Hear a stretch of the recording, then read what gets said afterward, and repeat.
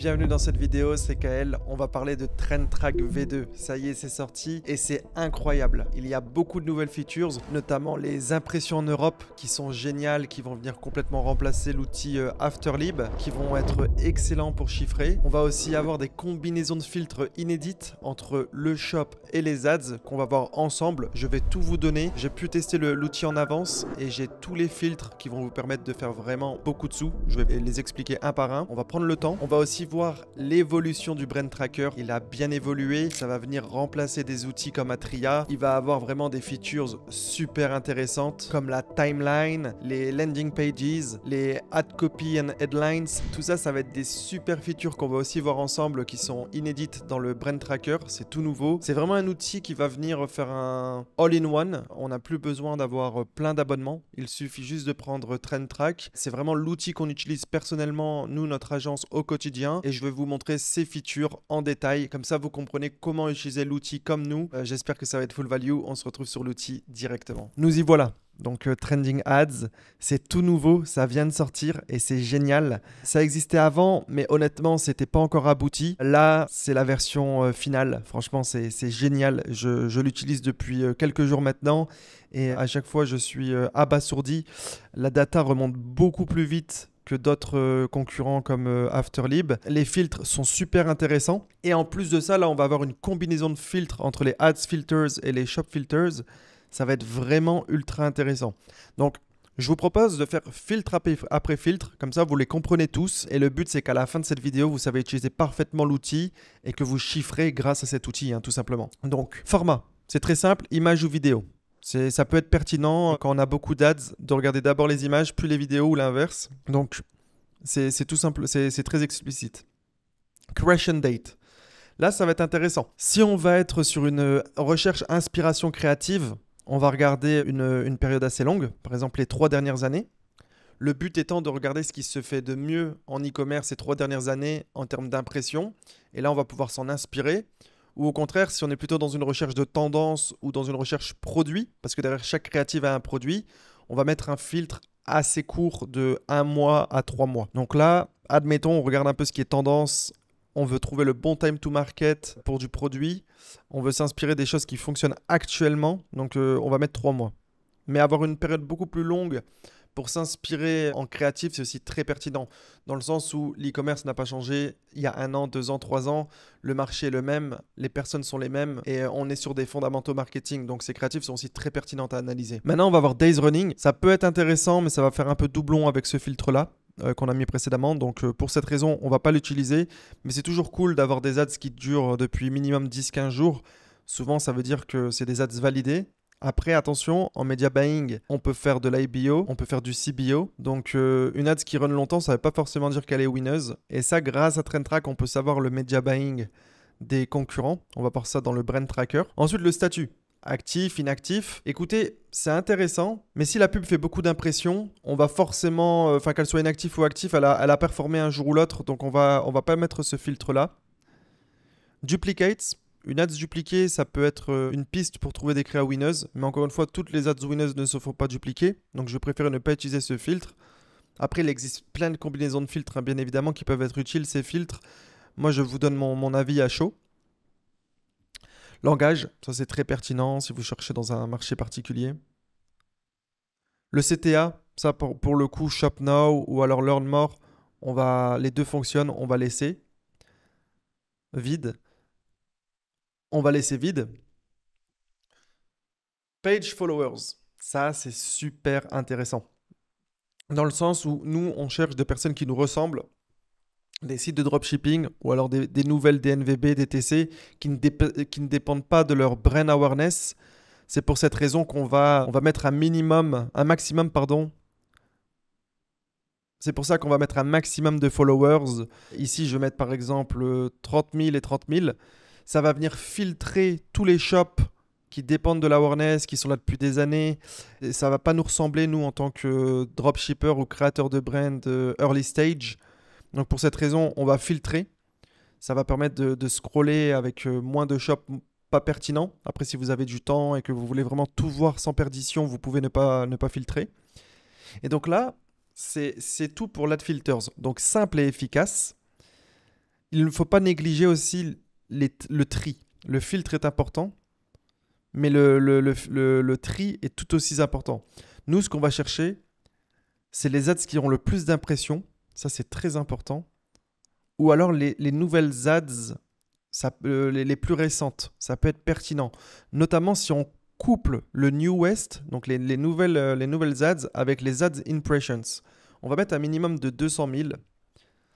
Donc là, je vais vous donner une ordre de grandeur, comme ça vous comprenez un peu mieux comment fonctionnent les impressions. En dessous de 200 000, on peut difficilement dire que la créa est winneuse. Elle peut l'être, mais elle est assez récente, elle n'a pas été vraiment confirmée. Donc entre 0 et 200 000, on est sur des créatives soit loseuses, soit en confirmation. Ensuite, de 200 000 à 500 000, on est sur une créa winneuse. La créa, pour avoir fait autant d'impressions, elle est winneuse, elle dépense du budget, elle est intéressante. Surtout dans une logique de scaling horizontal, on peut accumuler ce genre de créa et avoir un très beau site. De 500 000 à 1 million, là, on est sur une belle winneuse. La créative a beaucoup dépensé, elle apporte du profit au shop daily, donc c'est une bonne créative. Et au-dessus d'1 million, on est sur une super créative. Elles se font rares sur le marché. Il peut y avoir des créas 1 million, 3 millions, 5 millions, 10 millions. Mais c'est des créas qui sont assez rares. Les shops ne les cumulent pas. On peut en avoir 2, 5, 10, 20 pour les meilleurs shops. Mais ça reste extraordinaire. Une créa à plus d'1 million d'impressions ressortie par Facebook. Parce que Facebook ne remonte pas 100% des impressions. Si on benchmark 1 million plus, c'est déjà une très belle créative en Europe. Donc voilà, comme ça, vous avez un ordre de grandeur. Donc, on va mettre 200 000 minimum. On sort de la phase de testing et on est sur une ads validée. Ad spend, on peut le mettre, mais ça va venir un peu faire doublon avec l'ad impression. Moi, personnellement, je préfère piloter à l'impression qu'à l'ad spend. Mais l'ad spend, en tant que débutant, ça peut plus vous parler. Donc, c'est la combinaison entre impression et CPM.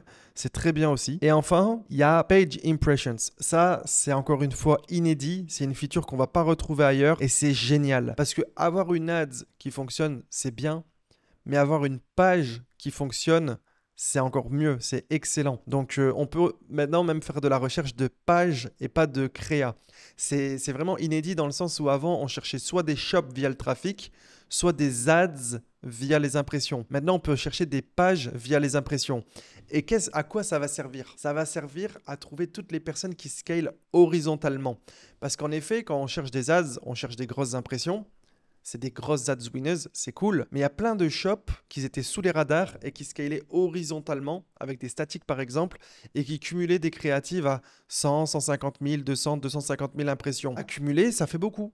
Et on ne les voyait pas forcément parce qu'on triait de haut en bas en regardant les impressions. Ils passaient sous les radars. Mais en fait, l'accumulation de ces créas font que le shop fonctionne très bien. C'est aussi des shops qui ont peut-être plusieurs produits winners, des sites de niche qui peuvent être aussi très pertinents à analyser. Donc, c'est une super impression, c'est une super feature page impression. C'est incroyable. On peut regarder par exemple les pages qui ont généré minimum 800 000 d'impressions les 30 derniers jours. C'est pas mal. Et là, on va pouvoir retirer ce filtre-là ou le laisser. L'idée est là. C'est de jouer avec les filtres. La combinaison de filtres parfaite n'existe pas. Il faut passer du temps. Il faut filtrer, refiltrer, changer. Et c'est comme ça que vous allez trouver 100% du marché. La combinaison parfaite n'existe pas. Même s'il y a quand même des filtres qui font 90% du boulot, c'est ceux que je suis en train de poser. Donc là, pour l'exercice, on va le retirer. Mais c'est super intéressant. Et ensuite, âge. Sex, countries, je ne pense pas avoir besoin de l'expliquer, c'est très explicite, c'est très bien fait en termes du X. Donc voilà pour la partie gauche. Et pour la partie Shop Filters, je ne veux pas la présenter parce que vous la connaissez déjà via le Trending Shop, je l'ai déjà bien présenté, mais c'est ultra intéressant de combiner des filtres Shop et des filtres Ads. C'est des choses qu'on ne pouvait pas forcément faire avant, et ça c'est génial. Et enfin, la Search Ads. Quand vous cliquez là-haut, vous pouvez chercher des mots qui apparaissent soit dans l'ad copy, soit dans le nom de la page, ou soit directement sur la page produit du website. En effet, TrendTrack va venir scraper la page produit, les mots, et si le mot apparaît sur le site, vous pouvez le retrouver même si le mot n'apparaît pas dans l'ad copy ou dans l'ads en elle-même. C'est game changer. Encore une fois, c'est une feature qu'on trouve nulle part ailleurs. C'est tout simplement incroyable. En plus, on va avoir, comme Afterlib, la possibilité de mettre plusieurs mots-clés.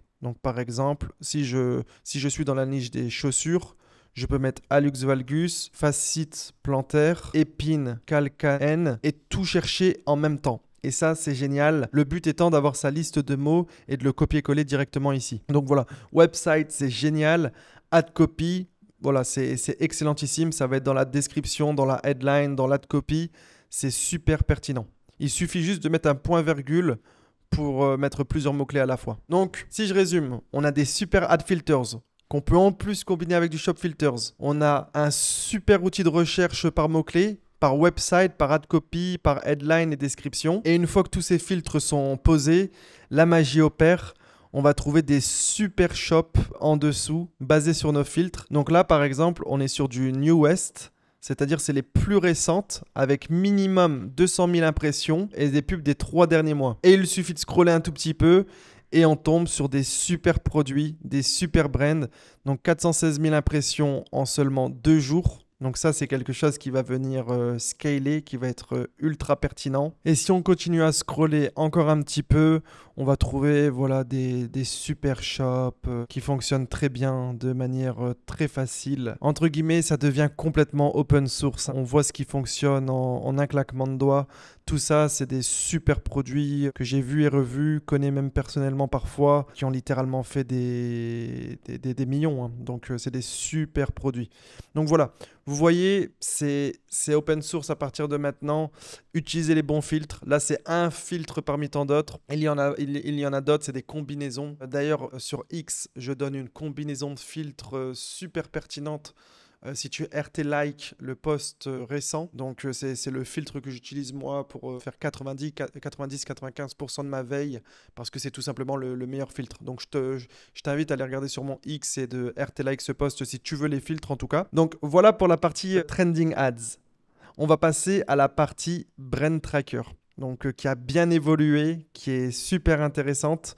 Donc, on va prendre l'exemple de Alpensatel pour voir ce que le tool peut offrir. Avant ça, j'ai aussi envie de vous dire que vous avez un code moins 10% pour essayer le tool, le code KL10. Vous pouvez aussi retrouver dans mon lien en bio le lien affilié pour essayer TrendTrack.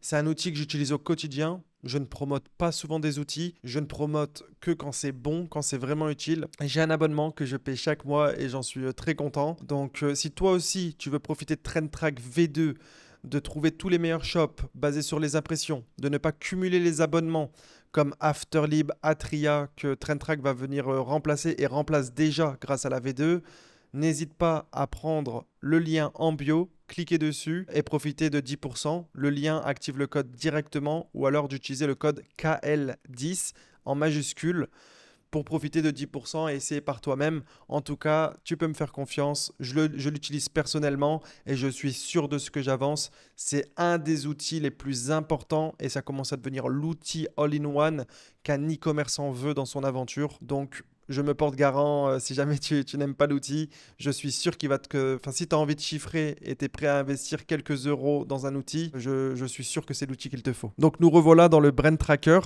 Donc ici, Ad Library, c'est déjà génial, mais ça existait déjà avant. L'Ad Media Mix, le Top Landing Page. On va aussi avoir maintenant les impressions chaque jour. Donc ça, c'est incroyable. Hein. Vous savez à quel point moi je suis orienté data. Les impressions, c'est la data number one. C'est tout simplement magnifique de voir ce petit dashboard. Ça m'évite de faire des calculs dans mon Google Sheet à la main. Donc ça, j'adore.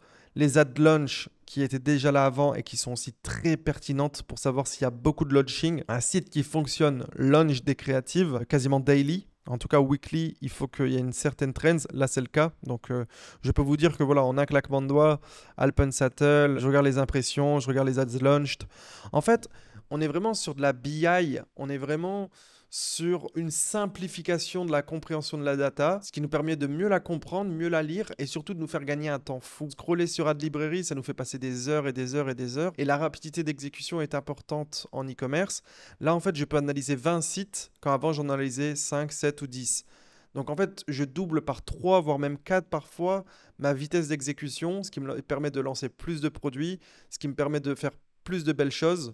Moi, en l'occurrence, en agence, je lance pas de produits, mais ça me permet en fait de passer plus de temps avec les équipes à réfléchir sur la recherche marketing avec de la data fiable que de faire du data entry sur des Google Sheets. Donc c'est pour ça que c'est génial. En dessous, on va avoir les top 10 ads. Donc ça encore une fois c'est cool, c'est trié en plus directement par impression, enfin, voilà, ça c'est magnifique. Et en dessous on va avoir toutes les ads de SETBrain, donc avec les mêmes filtres qu'on a vu précédemment dans le trending ads. Donc là ça serait pour analyser en profondeur ce site en particulier en termes d'ads. Donc là on peut trier par impression et on va voir tout simplement les meilleurs créas de ce shop en l'occurrence. Donc c'est encore une fois magique, hein. Franchement c'est exactement ce qu'on recherche. Si vous lancez ça, c'est très pertinent. C'est très pertinent. Avoir le time to market, je dis ça comme ça. Donc, Ad Library, très simple. On a vraiment cette feature de mode daily qui est ultra cool. Testing, ça existait déjà avant. Ça nous permet de connaître le media buying de la brain. Là, je peux vous assurer qu'ils sont en IBO. Ils cut beaucoup de créas. Ils en laissent une winneuse de temps en temps. Voilà, ça, c'est de la winneuse. Et ça, c'est clairement symptomatique d'un media buying à IBO. On va avoir plein d'ads coupés, quelques winneuses. On repère directement le media buying. Pas besoin de payer des ad accounts spy qui vont coûter 200, 300, 500 euros. On a juste à regarder ici et on arrive à lire l'ad account en reverse engineering, en reversant engineeringment, on s'est compris l'ad account. C'est génial. Ensuite, on a une nouvelle feature, timeline. Donc, celle-ci, elle est très pertinente. Moi, je vous propose de mettre une vision en months. Je trouve ça encore mieux. Et en fait, c'est pour savoir quelles sont les pubs qui run depuis longtemps et qui sont toujours actives. Et en fait, au plus la barre est longue, au plus l'ADS a une chance d'être winneuse. Après ça, on va le voir aussi avec notamment les impressions. Mais ça, c'est génial. C'est génial pour les shops outre-mer où on n'a pas les impressions. Ça donne une vraie visu sur laquelle ads a duré longtemps et c'est un des indicateurs quand on n'a pas les impressions. Donc aux US, c'est très intéressant de savoir si l'ads fonctionne ou pas. Donc là, vous voyez, 8 jours, c'est en vert, on est en phase de testing. C'est du testing. 137 days, elle a été certes coupée, mais elle a duré quand même longtemps. Du coup, c'est une ads qui a été winneuse. 13 jours, c'est une ads qui a sûrement été break-even et qui a fini par être cut après 13 jours. 37 jours, c'était sûrement une petite winneuse qui n'a pas tenu. 6 jours, c'est du testing. 5 jours, c'est du testing. 21 jours, c'est une petite winneuse ou un break-even qui a duré un peu plus longtemps avant d'être coupé. Pareil pour 16 et 12 jours.